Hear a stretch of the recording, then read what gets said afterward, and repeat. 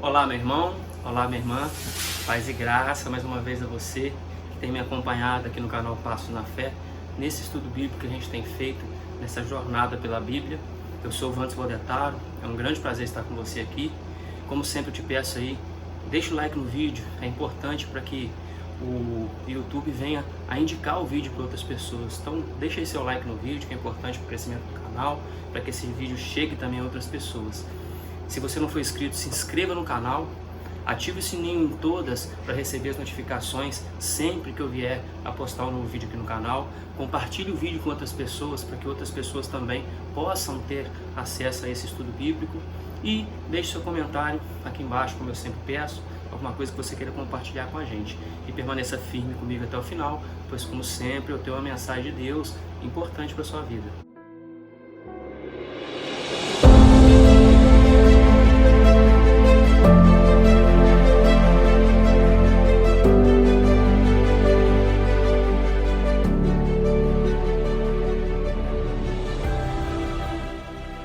Hoje então a gente vai iniciar o capítulo 47 de Gênesis e como sempre, né, eu falo com você, eu peço que você esteja comigo no próximo vídeo. Eu vou dividir, né, esse capítulo em dois vídeos. Esse vídeo vai ser um pouco mais curto e no próximo vídeo a gente vai estar fechando o capítulo 47 para a gente poder entrar no capítulo 48. Bom, a gente tinha visto que toda a família de José veio para o Egito, subiu para o Egito. E mesmo Israel tendo medo, Jacó, Deus falou com ele que ele poderia ir, que futuramente ele desceria de novo para a terra prometida, para Canaã, e que José cerraria os olhos dele, fecharia os olhos dele. Então ele iria ver de novo José e no final da vida José estaria com ele. E essa promessa começa a se cumprir agora.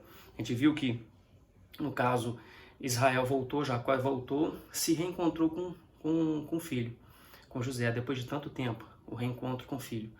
E agora ele vai ser apresentado a Faraó. Então, José como governador, ele já estabelece a família toda dele ali, na região de Gósen, como a gente viu, e agora ele vai apresentar a família, parte da família dele, e também Israel ao Faraó, a Faraó que estava ali. E a gente vai ver o que acontece. Bom, a partir então do versículo 1 do capítulo 47 de Gênesis diz assim: Então veio José e disse a Faraó: Meu pai e meus irmãos, com os seus rebanhos e o seu gado, com tudo o que tem, chegaram da terra de Canaã, e eis que estão na terra de Gósen. E tomou 5 dos seus irmãos e os apresentou a Faraó. Então perguntou Faraó aos irmãos de José: Qual é o vosso trabalho? Eles responderam: Os teus servos somos pastores de rebanho, tanto nós como nossos pais. Disseram mais a Faraó: Viemos para habitar nesta terra, porque não há pasto para o rebanho dos teus servos, pois a fome é severa na terra de Canaã. Agora, pois, te rogamos, permitas habitem os teus servos na terra de Gósen. Então disse Faraó a José: Teu pai e teus irmãos vieram a ti. A terra do Egito está perante ti. No melhor da terra faze habitar teu pai e teus irmãos. Habitem na terra de Gósen.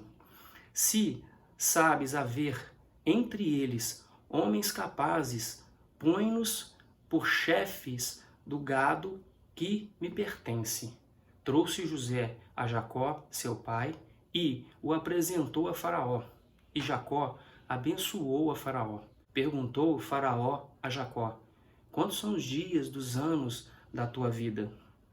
Jacó lhe respondeu: Os dias dos anos das minhas peregrinações são 130 anos. Poucos e maus foram os dias dos anos da minha vida, e não chegaram aos dias dos anos da vida de meus pais, nos dias das suas peregrinações.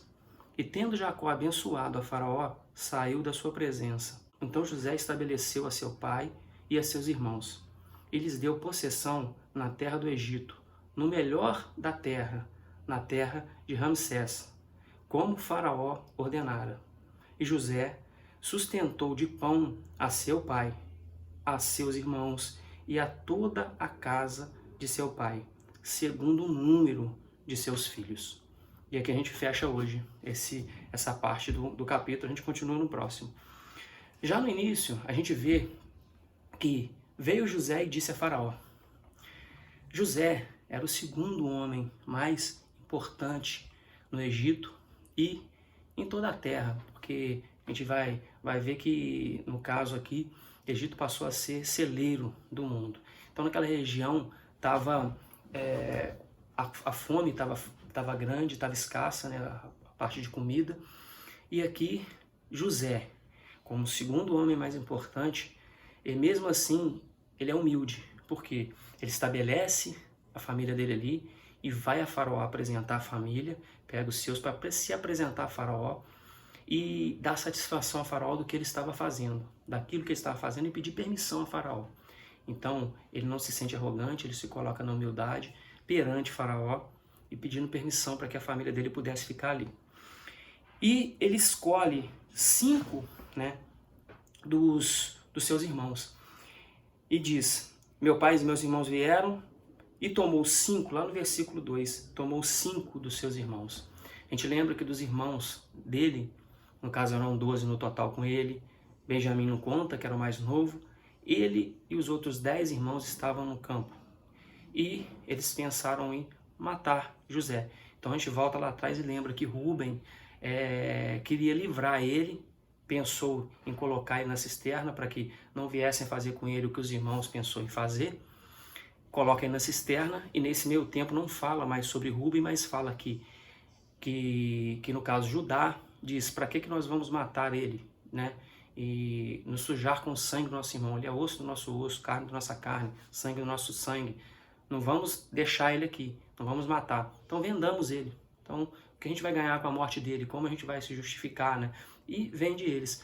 E diz que quando Rúben vai olhar no poço, ele não está mais lá e rasga as vestes. Ou seja, nesse meio tempo, parece que ele saiu, mas ele estava ali no meio também. Ele consentiu de certa forma em jogar, né, ele ali no poço, por mais que ele pudesse querer depois restituir ao pai, dar uma lição a José de algum tipo de lição, alguma coisa, mas os 10 estão ali, e agora ele pega metade, os 5. Esse número 5 é muito importante na Bíblia, tem certas coisas que aparecem na Bíblia, sempre em 5, as pedras que Davi pega para poder jogar ali no gigante. Então o número 5, ele roda muitas vezes na Bíblia. Então aqui 5, ele escolheu 5 dos irmãos. E se apresentou a Faraó. E Faraó pergunta, como José já imaginava, ele pergunta, né, qual é o vosso trabalho? Ele diz que somos pastores, tanto nós quanto nossos pais. Então, ou seja, sempre fomos pastores. Nós sempre fomos pastores. E eles dizem que a fome é severa na terra de Canaã. Então, quando a gente fala terra de Canaã, que a fome está severa em toda a terra. Em toda a região ali, no Egito, em Canaã, em toda a região. E a fome foi severa naquele tempo. E com isso eles sobem ali agora, para junto de José, e pede que eles tenham graça perante ali Faraó, que Faraó permita que eles fiquem ali. E Faraó permite, conforme José já tinha previsto, Faraó permite. E diz para eles ficarem na terra: a terra está perante você. Escolhe o melhor da terra para poder colocar os seus familiares. E ele diz lá embaixo: se sabes haver entre eles homens capazes, põe-nos sobre chefes dos gados que me pertencem. Então ele coloca os gados, no caso Faraó que tem, perante eles, perante José, para que eles venham cuidar do gado de Faraó. Tamanha confiança que ele tinha ali em José, sabia que tudo que José colocava a mão prosperava. Então José era uma pessoa próspera, vinda de Deus. E assim ele apresenta, Jacó apresenta Israel a Faraó. E quando a primeira coisa que ele faz, a primeira coisa que Israel faz, que Jacó faz é o quê? Abençoar a Faraó. E essas bênçãos vêm por meio do Deus verdadeiro. Então a gente sabe que os egípcios são pagãos, eles acreditam em vários deuses. E aí vem aquela situação, não é que ele não acredite no Deus. Não é que ele não acredita no Deus verdadeiro. Só que eles não conseguem colocar em uma única, vamos dizer assim, um único Deus, no Deus verdadeiro, tudo aquilo que eles têm, que eles conseguem, que eles precisam. Eles sentem a necessidade ali de colocar em outras coisas. Aí vem o paganismo. E a gente tem que ter cuidado com isso. Porque às vezes a gente não consegue colocar tudo, sabe? Toda a nossa fé em Deus e quer justificar. E às vezes a gente fica em cima do muro, servindo a dois senhores. Deus não gosta disso, então a gente tem que servir a um só a Deus. Então a gente tem que ter cuidado que às vezes esse paganismo se reflete em outras coisas também, no nosso meio, no nosso dia, na nossa vivência, nas coisas que a gente tem. Às vezes você tem outra coisa como Deus na sua vida e coloca o Deus verdadeiro em segundo plano. Então, o materialismo que a gente tem, a gente larga a nossa parte da fé, a espiritualidade, coloca em segundo plano para poder viver no mundo da razão, aqui nesse mundo racional, nas coisas do mundo, nas coisas mundanas. Então a gente tem que ter cuidado, não ficar em cima do muro. E Jacó abençoa a Faraó. E o Faraó pergunta sobre os anos de Israel, de Jacó. E ele diz aqui que são 130. Então, são 130 os anos de minha peregrinação, de minhas peregrinações, são 130 anos. Poucos e maus foram os dias dos anos da minha vida. Então, poucos, comparado com os pais dele. Então, se a gente lembrar dos pais dele, dos pais aqui no caso de Jacó, que viveram muito mais que ele. E quando fala poucos e maus vividos, é por os problemas. A gente lembra que ele passou um bom tempo, né? 22 anos longe da presença do filho, José. A gente vê que esse tempo, né, que ele passou aqui, privado da presença de José, problemas que ele teve inclusive com os filhos, na vivência dele, e peregrinações, porque ele peregrinou. Então, não teve a terra em si como terra deles. Então eles peregrinavam. Aquela terra prometida ainda estava por vir. Então uma terra que eles estavam esperando. Então se considerava ainda peregrinos na terra. Então, e maus vividos, comparado com os pais, as peregrinações deles. E embaixo, no versículo 10, quando ele sai, ele abençoa. E aí essa tendo Jacó abençoado, são duas situações que pode, ou já tendo abençoado, ele foi embora por ter abençoado, mas aqui, ao meu entender, como a maioria geralmente entende, né? Que é o que tem, não, que ele abençoou de novo.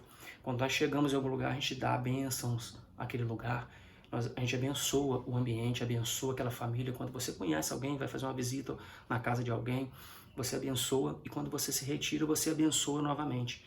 Você abençoa ao entrar e abençoa ao sair. E aqui, no caso, Israel fez dessa forma e saiu, né, da presença de Faraó. E embaixo diz que eles se estabeleceram, né? Então José estabeleceu seu pai tudo no Egito, no melhor da terra, na terra de Ramsés. Essa terra de Ramsés é a mesma de Gozem, é o mesmo lugar, outro nome dado.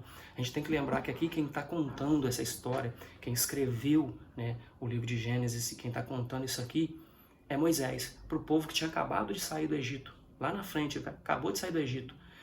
Então, para ele poder falar com o povo, nada melhor do que usar a linguagem atual, a linguagem que estava na época. Então lá na frente a gente vai ver que lá em Êxodo 1:11 diz os dois nomes que é dado naquela região, que são as cidades celeiros que são criadas pelo povo de Israel que chegou ali, que é Ramsés e Pitom. Então a região de Ramsés é a região onde eles se estabeleceram, que tem esses nomes, né? E ainda tem Zoan, em outro lugar, que é lá em Salmos 78:12, outro nome dado a essa região, que é Zoan. E então José sustentou de pão toda a sua família segundo o número de seus filhos. Por que segundo o número de seus filhos? A gente vai ver mais à frente que ali o Faraó, né, José, por meio de José, sustentava aquelas pessoas que estavam ali.